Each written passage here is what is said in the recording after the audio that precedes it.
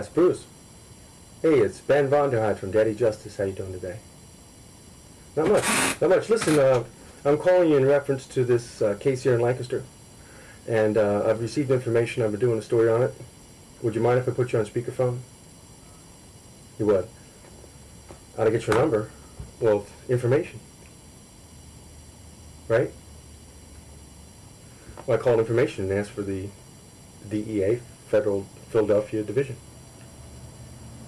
I understand. Well, let me ask you straight out. Would the Drug Enforcement Administration be willing to cover over a homicide in order to further their investigations into drug charges? Okay.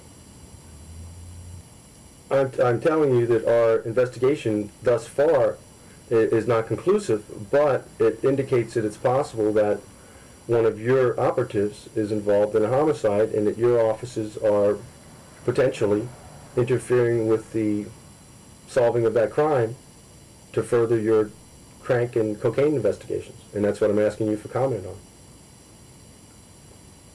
No comment on anything. But you wouldn't cover over a homicide to bust somebody on drugs, would you?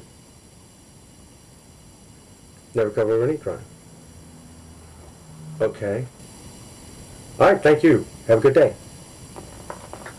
Wow, he did not sound very happy to talk to you. No. He knows nothing about a homicide.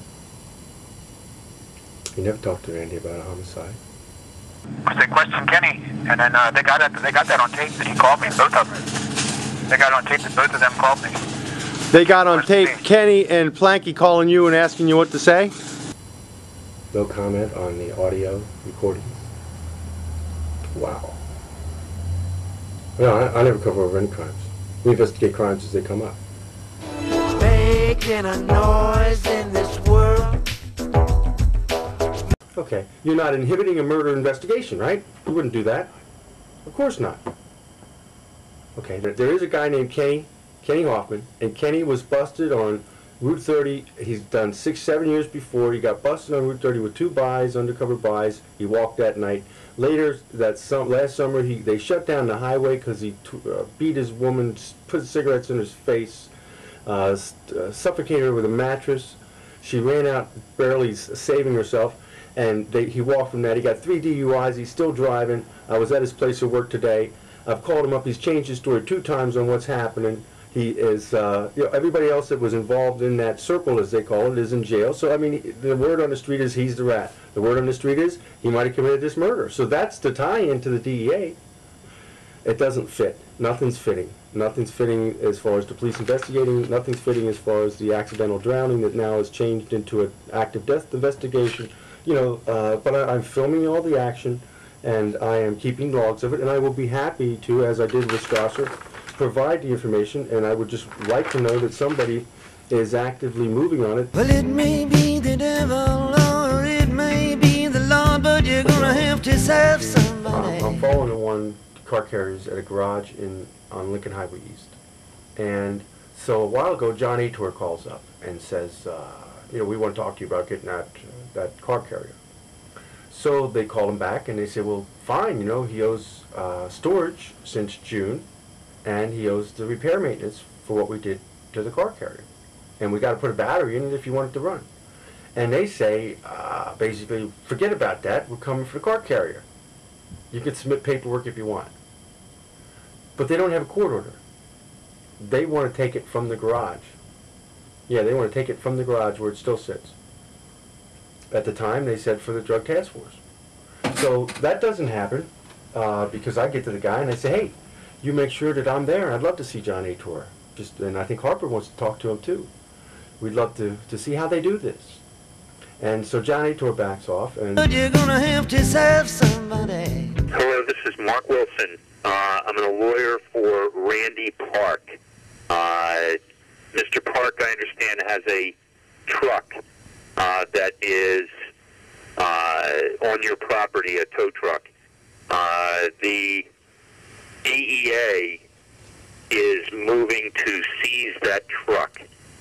I'm calling to basically let you know that Mr. Park, Randy Park, is not going to oppose that seizure, and it would actually be easier probably for you. The DEA could get paperwork ordering or getting a court order allowing them to come onto your property to get the truck. That might be something that you don't want to have happen, and it might be better to just have the truck out in front of your property or off your property because they're coming to, they are going to move to seize it. They can get a court order, but it might be better done without a court order. The agent who's involved is Bruce Mulberger, B-R-U-C-E, Mulberger, M-U-L-B-E-R-G-E-R, who is would come to seize the truck. And basically, if it's done without a court order, it would be a whole lot easier. If it's done with a court order, they're going to come on the property to get the truck. Give me a call if you have any questions. Thanks. I'm saying that you could probably arrange to keep them from keep the feds from coming onto your property, because they'll show up with like 4 agents with them For what? to get the truck. If he gets a court order, You mean the agents they'll come themselves? onto your property to get the truck. You mean I'm suggesting. you mean 4 federal agents will come to pick up a truck like that? Yep. Wow, they don't just send like a tow truck driver? No. That's a lot of manpower. Right.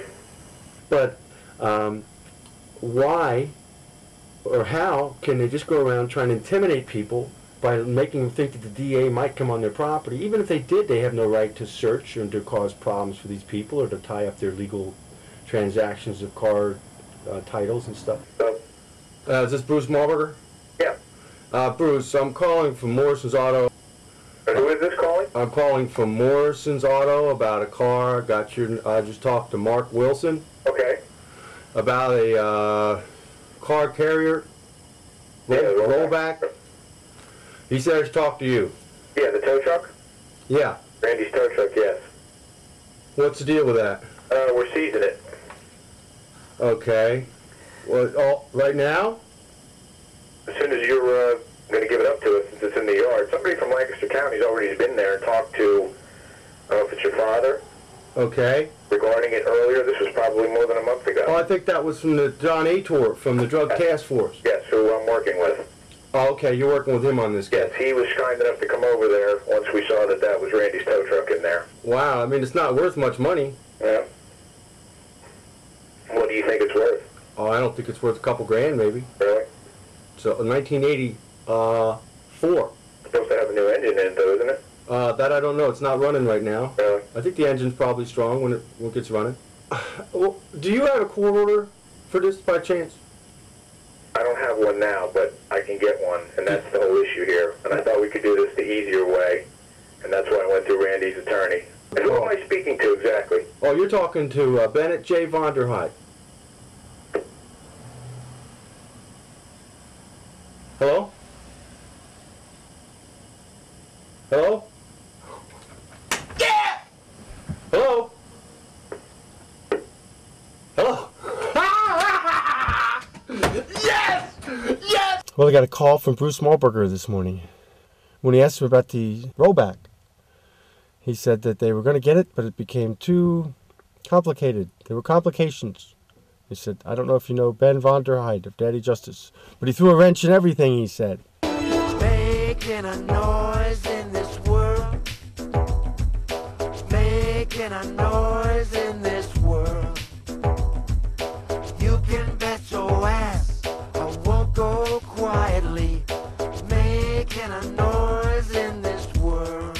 This, that for sure now, that the police, if they have the family's agreement, that they're satisfied with the investigation, then I'm done.